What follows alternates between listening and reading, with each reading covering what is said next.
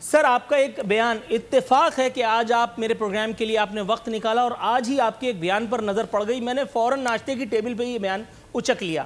آپ فرما رہے تھے کہ سندھ میں بدعنوانی کا خاتمہ یقینی بنایا جا رہا ہے۔ میرا ایمان ہے کہ ایسا ہی ہوگا کیونکہ آپ نے فرمایا ہے۔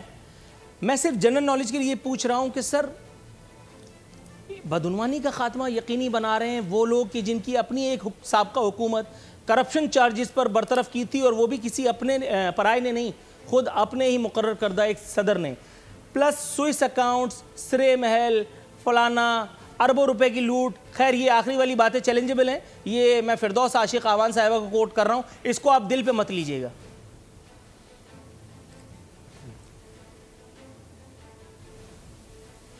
تھینک یو عارفین صاحب۔ آپ نے فرمایا کہ پاکستان پیپلز پارٹی کی گورنمنٹ کرپشن کے چارجز پہ گئی تھی۔ یہ دیکھیں شروع سے ہوتا آ رہا ہے، جب بھی کوئی گورنمنٹ جاتی ہے پاکستان میں، اگر ہسٹری میں آپ دیکھیں، چاہے پاکستان پیپلز پارٹی ہو یا مسلم لیگ نواز ہو، کوئی بھی گورنمنٹ، اس کو کرپشن کے چارجز پہ ہی ہٹایا جاتا ہے۔ آج سے نہیں، شروع سے ہی پاکستان پیپلز پارٹی کا احتساب ہوتا آ رہا ہے۔ کبھی جنرل ضیاء صاحب کرتے تھے، کبھی جنرل مشرف کرتے تھے، کبھی ان کے روپ میں کوئی اور آ کے کرتا ہے۔ یہ احتساب چلتا آ رہا ہے، الزامات لگتے ہیں کہ کبھی کہتے ہیں کسی نے 500 ارب کی ڈاکٹر عاصم نے کرپشن کر لی، کسی نے 600 ارب کی کر لی۔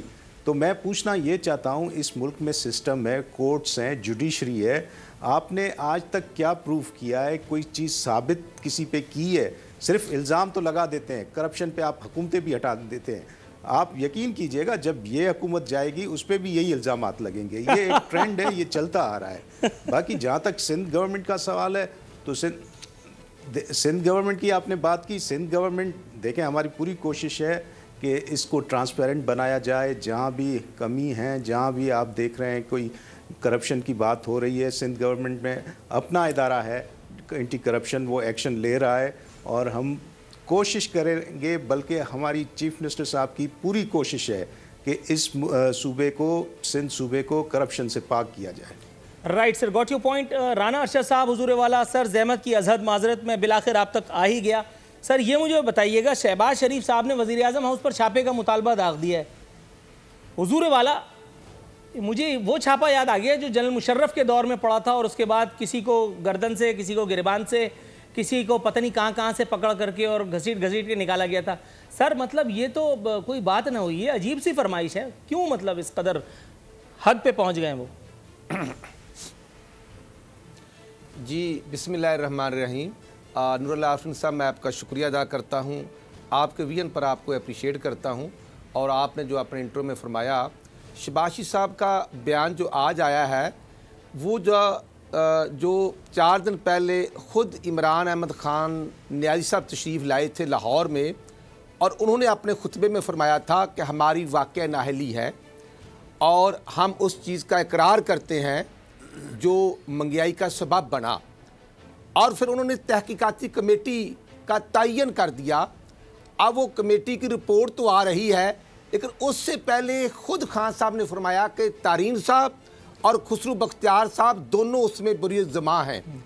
عرض یہ کرنا چاہتا ہوں کہ تحقیقاتی کمیٹی تو خود خان صاحب نے بنائی، اور اس کا اظہار وہ کالم پر اپنی سپیچ میں بھی کر رہے تھے کہ ہمارے پاکستان میں جو مافیاز ہیں وہ آؤٹ آف کنٹرول ہو چکے ہیں، وہ زور آور ہو چکے ہیں، اور خود اگر خان صاحب اس چیز کا اقرار کرتے ہیں تو میں عرض کرنا چاہتا ہوں کہ خان صاحب، اپوزیشن کو تو آپ نے اندر کر دیا، آج بھی حمزہ شہباز شریف 8 ماہ سے گرفتار ہے، آج بھی شاہد خاقان عباسی گرفتار ہیں، احسن اقبال گرفتار ہیں، 14 ماہ سے خواجہ سلیمان سعد رفیق گرفتار ہیں۔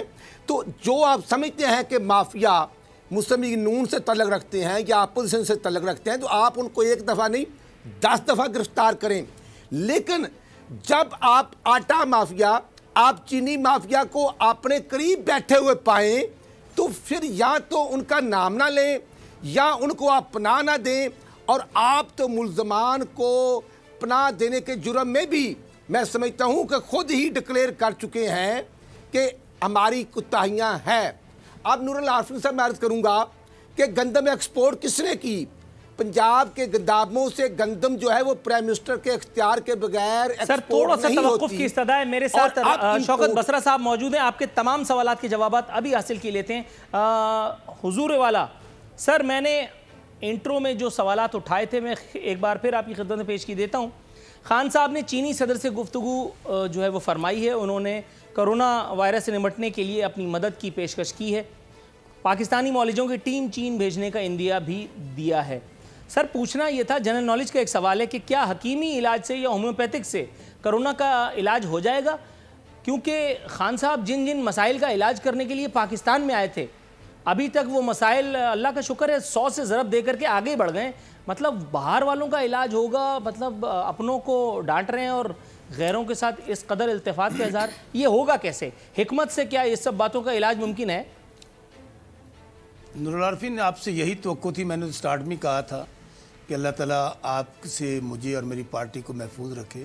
गुजारिश ये है नूरुल आरिफीन, मुझे बताइए कि मेरे ख्याल में इतना पॉजिटिव स्टेप, ज़ाहिर है हमारे जो पड़ोसी ममालिक और ख़ास तौर पे चाइना, इतनी बड़ी आफत आई हुई है, तो वहाँ पे अगर ये तो पड़ोसी ममालिक के दरमियान इवन जो आपके बदतरीन मुखालिफ भी होते हैं, वहाँ पे भी अगर कोई ऐसी इशू आ जाए, आप अपनी सपोर्ट उनको एक्सटेंड करते हैं, आप अपनी एक्सपर्टीज़ देने की कोशिश करते हैं। अल्हम्दुलिल्लाह पाकिस्तान के पास बहुत मायानाज डॉक्टर्स मौजूद हैं। अच्छा, थोड़ा सा तवक्कुफ कीजिएगा, मैं आपको इस सवाल की वजह बताता हूँ। चाइना वो कौम है जिसने चंद दिनों के अंदर अंदर 1000 बिस्तरों पर मुश्तमिल जो है वो अस्पताल खड़ा कर दिया। उस कौम की मदद करने चले हैं वो जिनसे अब तक बीआरटी नहीं बनी, जो बीआरटी को बनाते बनाते बनाते बनाते हमें इतना बना गए हैं कि इंशाअल्लाह ताला हम अगले बकिया साल भी बनते ही रहेंगे। और हमें जवाब में ये कहा जाएगा कि जरदारी चोर था, नवाज शरीफ डाकू था, हम इमाम काबा के पोते हैं, हमें कुछ मत कहो। अब बताइए हुजूर। नूरुल आरिफीन, आपकी बात मेरे तो बिल्कुल सर के ऊपर से गुजर गई है कि इसकी क्या रेलेवेंसी है। बिल्कुल चाइना, हम समझते हैं कि उन्होंने बहुत मेहनत की है, बहुत जद्दोजहद की है, इसीलिए तो आज चाइना जो है आपके सामने, दुनिया के सामने एक सुपर पावर के तौर पर खड़ा है।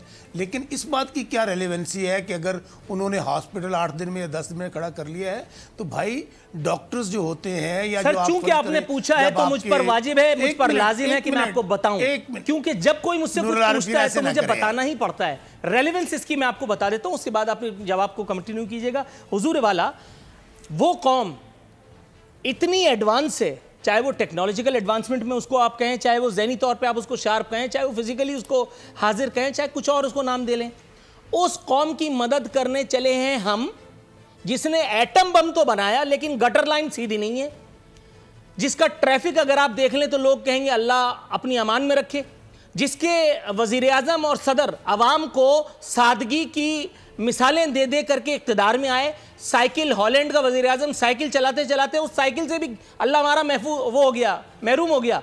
और हमारे वज़ीर आज़म ने हेलीकॉप्टर और उसके बाद जो जहाज़ की सवारी करनी शुरू की है, तो आज तक फिर हम ही सवार हो रहे हैं। नूरुल आरिफीन, मुझे तो यूँ लगा जैसे 70 साल यहाँ पर तहरीक इंसाफ की हुकूमत थी और प्राइम मिनिस्टर सिर्फ पाकिस्तान के इमरान खान रहे हैं। और आपने सुन तो लेना, आप इतने सवालात करते हैं, इसके बावजूद आप इंटरप्ट करते हैं। देखिए होता पता क्या है, आप मेरे ख्याल में डेली आप एक प्रोग्राम करते हैं 5 दिन या 4 दिन, हमने 4-4, 5-5 शोज़ किए। इस वक्त एनर्जी भी हमारी थोड़ी सी लेवल उसका कम हुआ होता है। आप हमें मौका दिया करें ताकि हम अपनी बात आप तक और नाजरीन तक पहुंचा सकें। फिर मैं कह रहा हूं, गुजारिश सिर्फ इतनी है कि पाकिस्तान का चाइना के साथ डेफिनेटली, मैं फिर कह रहा हूं, कोई हमारा मुकाबला नहीं है किसी हवाले से।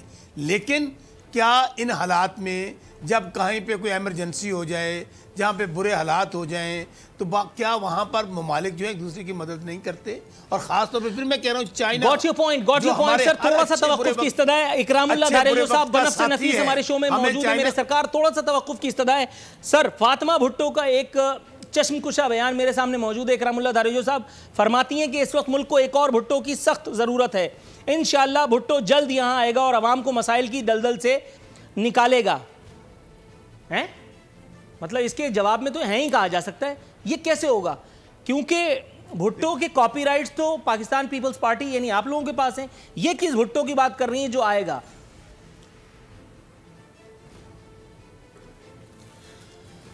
देखें, ज़रूर कोशिश करेंगी या कर रही हैं।